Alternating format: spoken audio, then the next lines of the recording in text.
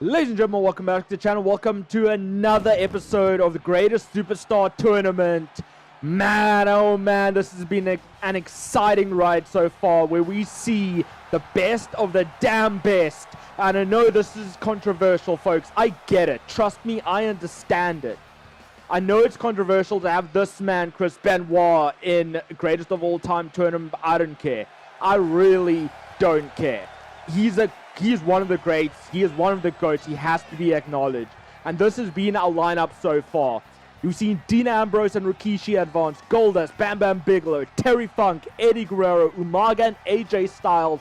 What a hell of a line we have seen so far. What a hell of a matches we've seen so far in this tournament. And don't forget, this is not the only bracket. This is bracket 1 of damn 3.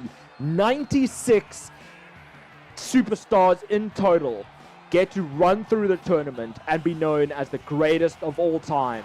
And will this controversial figure in Benoit be the exact same? Again, he has to be acknowledged. Despite how things ended, he has to be acknowledged as one of the greatest wrestlers, one of the greatest superstars of all time. That is why he is in this matchup. This is why I've included him in this. And I get it. It's controversial. I get it. It's a risk to put that superstar in this matchup. But I'd be damned if I didn't put him in this matchup. Because that's just what I believe. But we move on, folks, from Benoit to this man up next. And I get it. Not everybody sees his WWE run as being known as one of the greatest of all time. But it has to be acknowledged what he's done outside of WWE.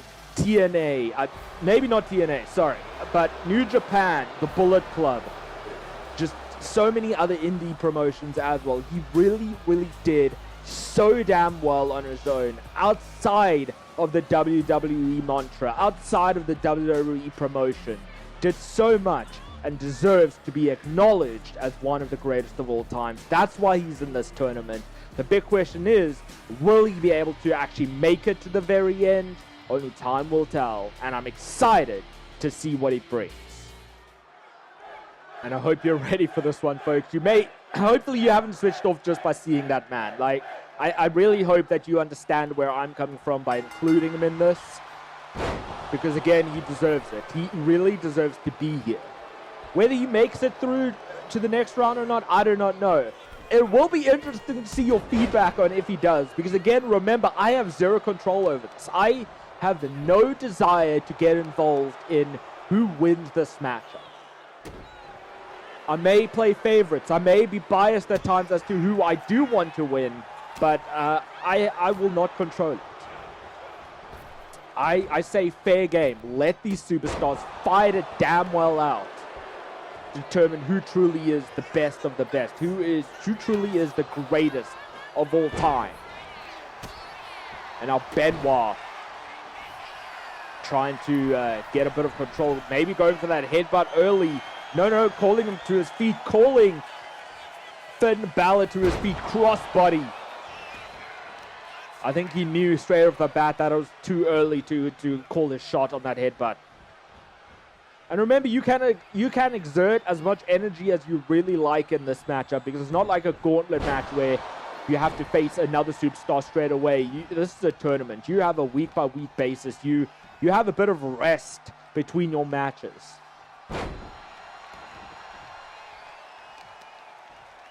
The next round in this tournament will be competed at SummerSlam. I'm not talking about next episode. I'm talking about next round, which will be the quarterfinals. Now in with the beautiful springboard crossbody from Benoit. Again, proving why he deserves to be in this matchup.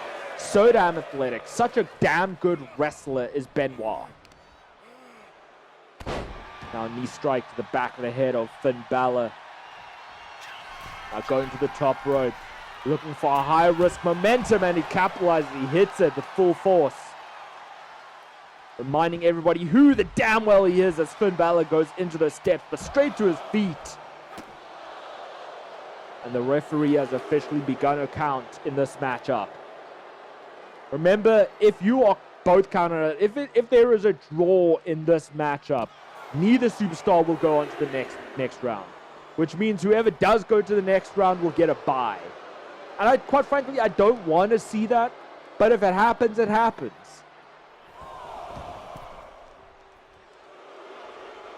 And now Balor, maybe, I thought he was going to maybe hit something from the apron.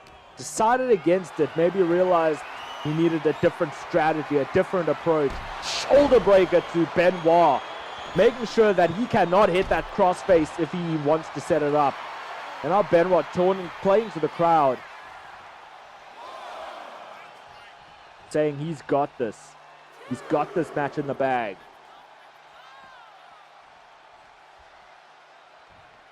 And again, you may think this is controversial. I don't care.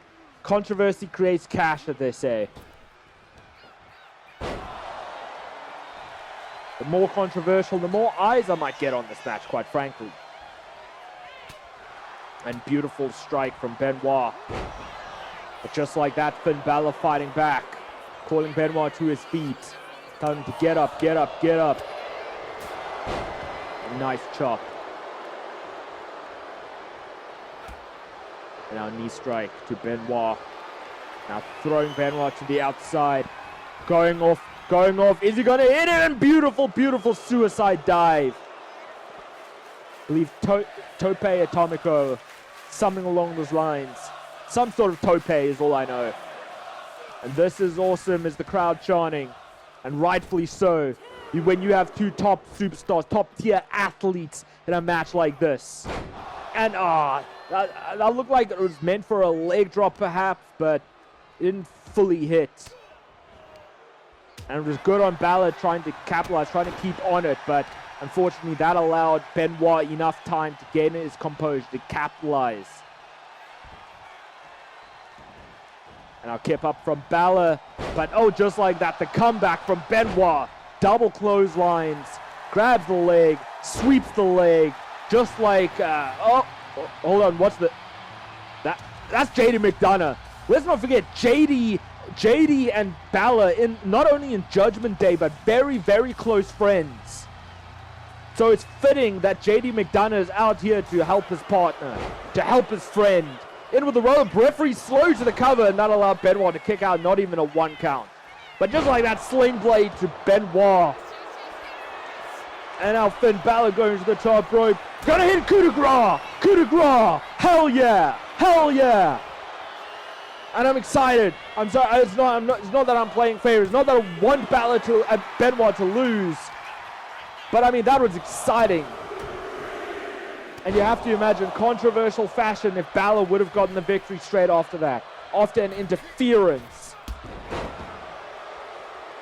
The crowd chanting, fight forever. I don't want to see this match go forever, but I certainly am enjoying this. I am loving it. But again, talking about controversy. Controversy creates cash, folks. And now Finn Balor. What the hell? That was a curb stomp! A standing curb stomp! I have never in my life seen that!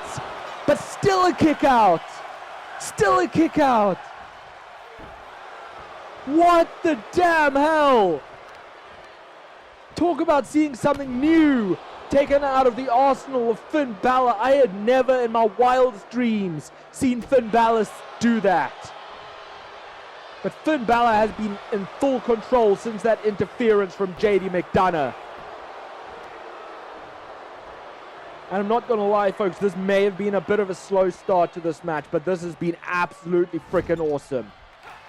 And now Balor setting it up, shot kick, drop kick into the corner.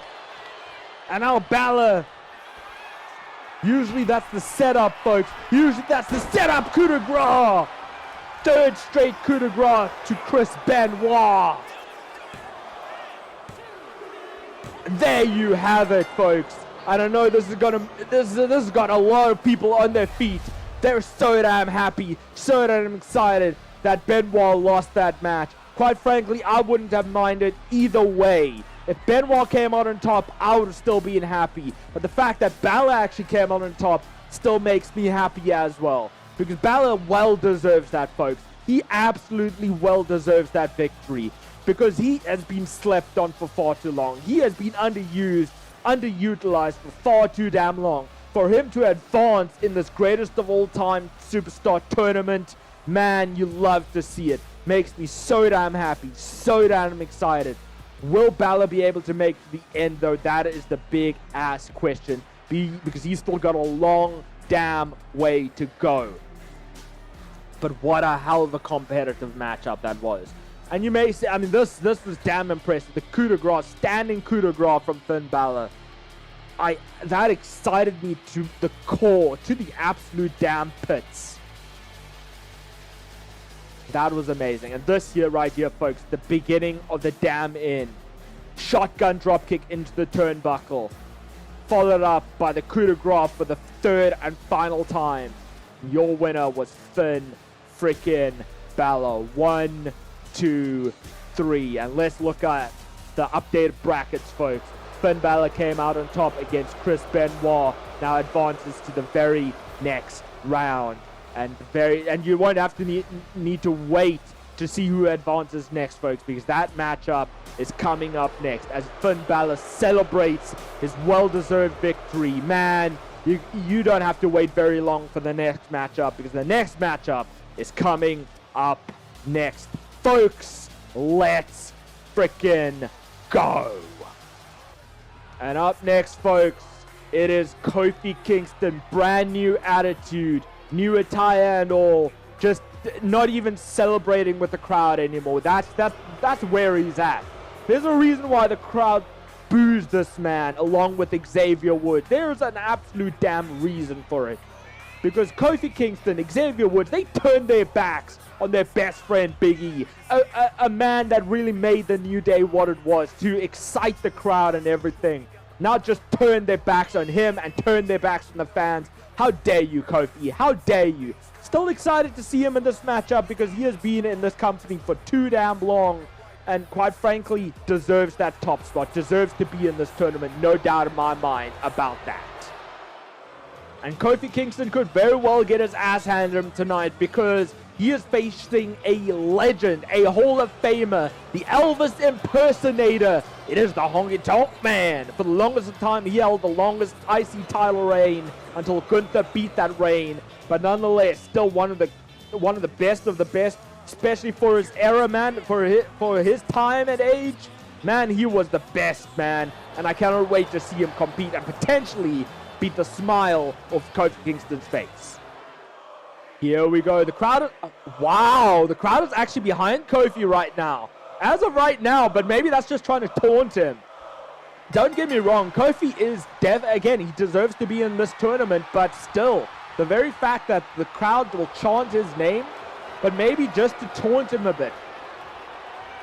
Saying, hey, we just pretending to cheer for you. And beautiful headlock locked in on Kofi Kingston. Maybe it's going to try and make him pass out right off the bat. Now arm ringer, now into an arm lock. Old school wrestling from the Honky Tonk Man. And you'll love to see it because this is what wrestling is all about, folks. A lot of people forget old school classic wrestling. And Honky Tonk Man bringing it back tonight. But this is not old school, not one bit. Going to the top rope, unfamiliar territory for Honky Tonk Man. Elbow straight to the heart of Kofi Kingston, and that could be all she wrote, my man. New Day sucks indeed, but a beautiful kick out from Kofi Kingston. I mean, I wouldn't have been surprised if that got the job done. But quite frankly, I'm kind of happy to see Kofi with a little bit of life dust in him. And the high-flying action from Kofi Kingston. The fast-paced matchup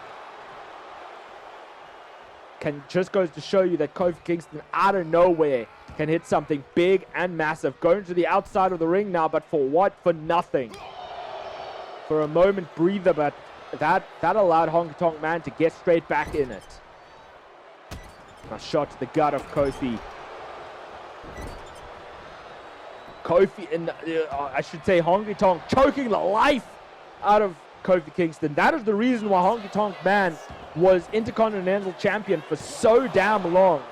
those underhanded tactics. But quite frankly, I'm not against underhanded tactics in this tournament, folks, because quite frankly, you gotta do what you gotta do to advance to the next round, to find a way to make it to the very end of this greatest of all time superstar tournament, the GOAT tournament.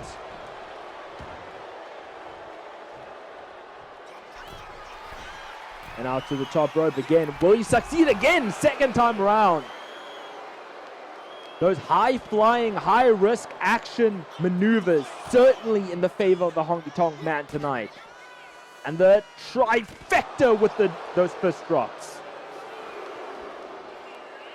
Damn. Honky Tonk Man certainly showed a new side to him to some degree. And what, I mean, that's old school New Day Titantron, but it's still current day music. It is Xavier Woods, folks. Xavier Woods coming to help out his partner. We saw this in the previous match as well. Another helping hand, if you will. I mean, come on, Kofi Kingston just, I mean, what the hell was that? I mean, he deserved that. I'm sorry. You try to get, but Trouble in Paradise missed. You try to capitalize on an interference from your tag team partner. You deserve to miss that. He fell flat. That is why New Day sucks, quite frankly. And a little bit of shake, rattle, roll from the Honky Tonk Man. The Honky Tonk Man. And that is it. That would have been absolute justice for the Honky Tonk Man. After being interfered with. After trying to be cost the match. Damn. That would have been absolutely freaking justice. And now choking the life again out of Kofi Kingston, trying to make him pass out. Remember, if you pass out, that is your match lost. Whether the referee calls it as a straight pass out or not, I mean, that's the big question. I mean, already the life lost out of him. And now the claw raking at the face of Kofi Kingston. But somehow, some way, Kingston fights out of it. Shot to the back. Oh my goodness, no. New Day sucks. But boom drop hits. Straight into the cover versus Kofi Kingston. Looked hesitant for a brief second. And that allowed Honky Tonk Man to kick out. And Trouble in Paradise! My goodness, just like that. And that, you have to imagine, that is all she wrote for Honky Tonk Man. But no! No! The second longest reigning Intercontinental Champion of all time kicks out of that Trouble in Paradise. But another one, and that one looked like that hit the ridge of his forehead, busting the Honky Tonk Man out, maybe knocking him out, and most certainly did. Kofi Kingston, beautiful, beautiful victory right there. And say what you will about the interference. Say what you will about the interference from Xavier Woods favoring Kofi Kingston. That was still a damn good match and a damn good win by Kofi Kingston. At the end of the day, that interference wasn't a full factor for Kofi Kingston. He still came out on top the way he absolutely deserved. Man, again, for a man that's been in the WWE for 10 plus years, a legend, a future Hall of Famer on his own, not just as a part of the New Day, Kofi Kingston deserves to advance in this tournament. Sad to see that the Honky Tonk Man didn't go, but still, Kofi's a legend in his own right, proved it tonight, and I am so damn happy to see him advance. And yeah, this was almost the beginning of the end. The boom drop didn't get the job done. I mean, okay, we're going to see the cover off of that boom drop. Was not to be. And then Kofi hit a Trouble in Paradise right here. Look here, look here. Beautifully hit. Not even a graze. That didn't get the job done, folks.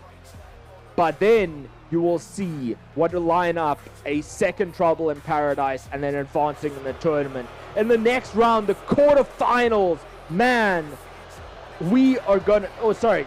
the round 2, I should say, not quarterfinals. It's Kofi Kingston against Finn Balor. That is going to be an exciting match. Two present-day superstars going head-to-head to going to the next round, to the quarterfinals after that. Man, I love to see it. It's going to be exciting. It's going to be entertaining. It's going to be damn well must watch, as is this whole damn series. It's going to be a long series, but it's a must watch series. You don't want to miss out, folks. And with that being said, folks, that is all she wrote for tonight. Hope that you enjoyed this tournament. If you did, do not forget to smash the like button, share the video, subscribe to my channel if you aren't already, turn the notification bell so you don't miss a single episode to come. Keep well, keep tight, keep fighting the big fight.